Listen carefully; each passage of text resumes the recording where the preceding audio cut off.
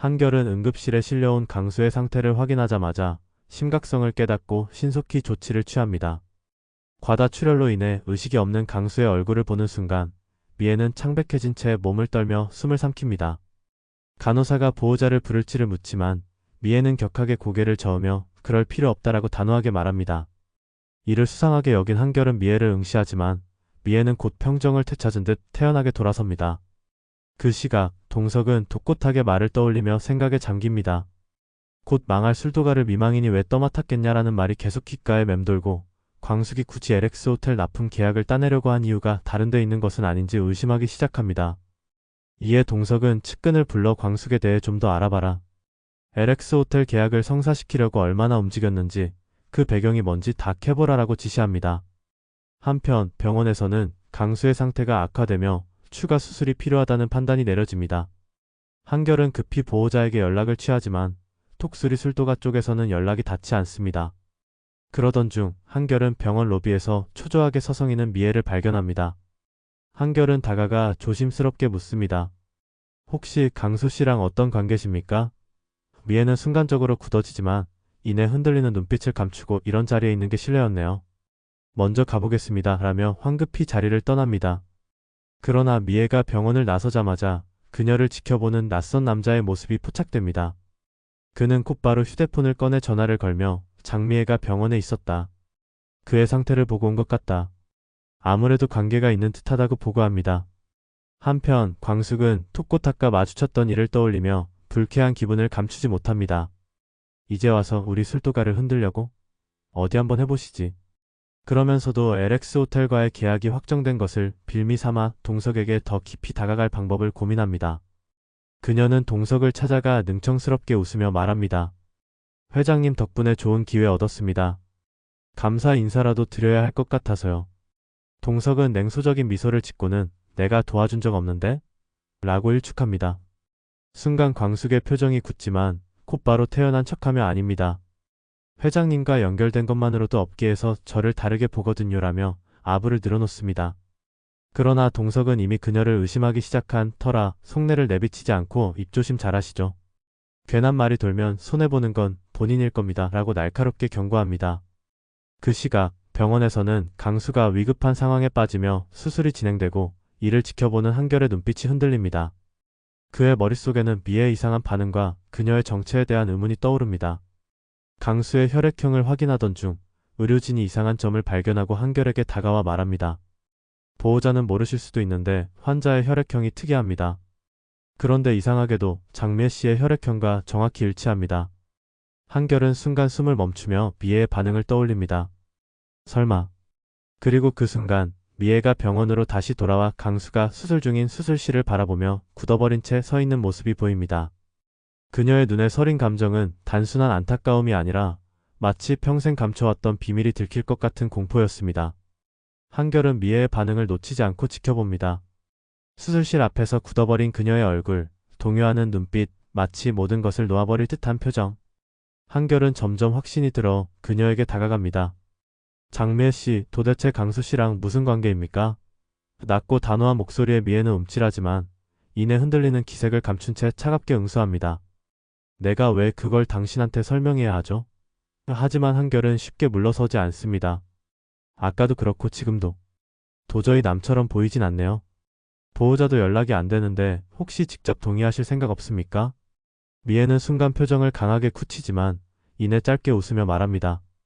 강수 씨가 무사히 깨어나면 알겠죠. 그럼 기다려보세요. 한결은 더 캐묻고 싶었지만 미애의 반응에서 더 이상 입을 열지 않을 거라는 확신이 들었습니다. 그리고 그는 미애가 떠나려는 순간 조용히 덧붙입니다. 만약 이게 숨겨야 할 관계라면 늦기 전에 결정을 내리시는 게 좋을 겁니다. 미애는 등을 돌린 채로 굳어졌지만 아무 말 없이 병원을 빠져나갑니다. 그 시각 동석은 독고탁이 남긴 말을 곱씹으며 곧바로 사람을 시켜 톡수리 술도가의 재정 상태를 조사하도록 합니다. 결과는 예상보다도 심각했습니다. 부채는 산더미처럼 쌓여 있고 운영 자금이 턱없이 부족한 상태. 은행권 대출도 거절당하고 개인 대출로 겨우 연명하고 있는 수준이었습니다. 그런데도 광숙이 자신만만하게 LX 호텔 계약을 따냈다. 동석은 뭔가 더 있다는 걸 직감합니다. 곧이어 동석의 측근이 다급하게 보고를 들고 찾아옵니다. 회장님, 이상한 점이 발견됐습니다. 톡수리 술도가 명의로 되어 있는 땅이 하나 있는데 이게 단순한 주류 공장 부지가 아닙니다. 최근에 지자체 개발 계획에 포함되면서 땅값이 폭등한 상태입니다. 동석은 눈을 가늘게 뜹니다. 그래서 그 땅을 광숙이 손에 넣으려고 술도가를 유지하는 거라는 말인가? 측근이 고개를 끄덕입니다. 가능성이 높습니다. 게다가 시동생들과 유산 싸움을 벌이고 있다고 했죠? 그 땅을 차지하기 위해 일부러 술도가를 지키려 하는 걸 수도 있습니다. 동석은 입꼬리를 비틀어 올리며 헛웃음을 짓습니다. 그렇다면 이 판을 흔들어 봐야겠군. 그리고 그는 광숙에게 전화를 걸어 느긋한 목소리로 말합니다. 광숙 씨, 우리 한번 제대로 이야기 나눠보는 게 좋겠소. 곧 식사 자리 마련하겠으니 시간을 비워두시오. 광숙은 순간 당황했지만 이내 여유로운 척하며 대답합니다. 영광입니다, 회장님. 하지만 전화기를 끄는 그녀의 손은 떨리고 있었습니다. 한편 톡고탕 역시 움직이기 시작합니다. 동석에게 광숙을 음해한 후 그는 바로 술도가 내부 직원들을 불러 모아 회의를 엽니다. 이대로 가면 얼마 못 버틴다. 하지만 우리가 먼저 쓰러질 필요는 없어. 광숙이가 진짜 원하는 게 뭔지 어떻게든 빼내야 한다. 그러면서 그는 의미심장한 미소를 지으며 말을 덧붙입니다. 광숙, 내가 아무리 발버둥 쳐봐야 결국 내 손 안에서 벗어날 수 없어. 그 무렵 병원에서는 강수의 상태가 더욱 악화됩니다.